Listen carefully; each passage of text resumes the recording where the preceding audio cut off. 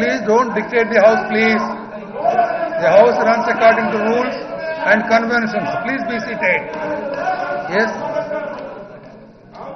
Yes?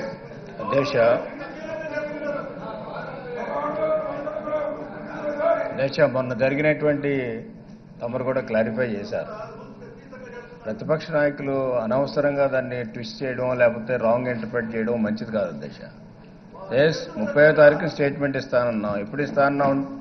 మీరు వాయిదా తీర్మానం మీద మీరు పట్టుబడితే వాయిదా తీర్మానం డిజాల్వ్ చేశారు. అంతే డిజాల్వ్ చేసిన తర్వాత వెంటనే మేము ఇవ్వడానికి ఎక్కడ ఈ రూల్స్ ఒప్పుకోవు. 30వ తారీఖుని మేము స్టేట్మెంట్ ఇస్తాన్నాం. కరెక్టే. 30వ తారీఖు స్టేట్మెంట్ ఇస్తారంటే మీరేదో 344 మళ్ళీ నోటీస్ ఇచ్చారు. 344 అలౌ చేయాలా లేదా అనేటువంటి స్పీకర్ గారు ఇష్టం. అలౌ చేసిన తర్వాత మళ్ళీ అది ఆ గవర్నమెంట్కి ఆన్సర్కి రావాలి, ఆన్సర్ చెప్పాలి. ఇదంతా టైం పడుతుంది.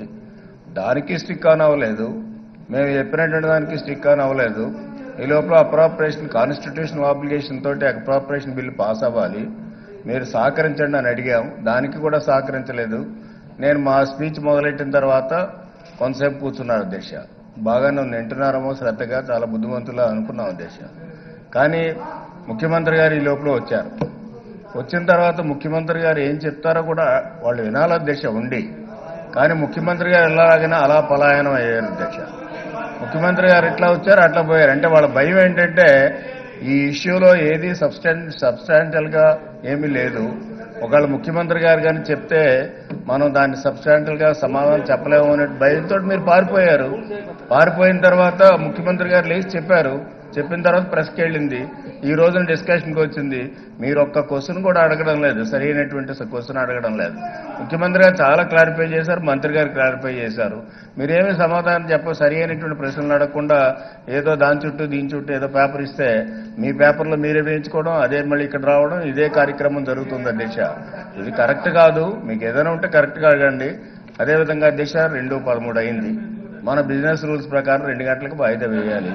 వీళ్ళేమో ఈ విధంగా అంటే ఏ విధమైనటువంటి సపోర్ట్ లేకుండా, డాక్యుమెంట్ సపోర్ట్ లేకుండా ఏం డాక్యుమెంట్స్ వద్దాయి అధ్యక్ష? మేము ఏదైతే ఎంక్వైరీ చేసాం, మేము ఏదైతే డాక్యుమెంట్లు ప్రభుత్వంలో ఉన్నాయో ఆ డాక్యుమెంట్సే తీసి చదువుతున్నారు. ముఖ్యమంత్రి గారు మొన్న ఏదైతే చెప్పారో అదే తీసి చదువుతున్నారు. ఏదైతే మా డైరెక్టర్ వీళ్ళంతా కూడా డిఈఓ ఇచ్చారో డాక్యుమెంట్స్, ఆ డాక్యుమెంట్స్ చదువుతున్నారు. ఈ చదివిన కొత్తదే ఉంది. అంచేత దీన్ని లింక్ కూడా తెలియాలనేటువంటి ఉద్దేశంతో గవర్నమెంట్ ముఖ్యమంత్రి గారు కూడా ఎంక్వైరీ చేస్తా ఉన్నది. లింక్ ఏంటో అధ్యక్ష? ఆ వాటర్ బాయ్కి ఈ సాక్షి విలేకరికి ఏంటి లింకు? ఎందుకు సాక్షి విలేకరికి ఎందుకు వెళ్ళింది, మిగతా వాళ్ళకి ఎందుకు వెళ్ళలేదు, మిగతా వాళ్ళు ఎందుకు చెప్పలేదు అనేటువంటి దాని మీద జరుగుతుంది అధ్యక్ష. అంచేత ఎంక్వైరీ ఫేస్ చేయండి. మీ దగ్గర ఏదైతే ఉన్నాయో ఈ పేపర్లో కానీ ఇవి కానీ ఉన్నాయో అదే టెలిఫోన్ నెంబర్స్ తోటి సహా మీరు ఇవ్వండి.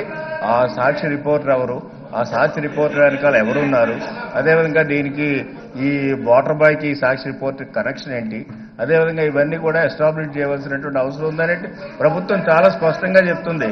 దానికి మీరు సమాధానం చెప్పాలి. మీరు ప్రశ్నలు అడిగేది బదులు మిమ్మల్ని తిరిగి ప్రభుత్వం ప్రశ్నలు అడుగుతుంటే మీరు సమాధానం చెప్పలేకపోతే ఎవరు ఫెయిల్యూర్ అధ్యక్ష? ప్రతిపక్షం failure. No, time and again you are releasing the chair which is not fair. నేనేం చెప్పానంటే వారు 30th స్టేట్మెంట్ ఇస్తానన్నారు. సాటిస్ఫై కూర్చున్నట్టే 30th డిస్కస్ చేసుకోవచ్చు. లేదు, సీఎం గారు ఆ రోజు మాట్లాడారు. మాట్లాడిన తర్వాత మళ్ళా ఇంకోసారి టేకప్ చేయాల్సిన అవసరం లేదు.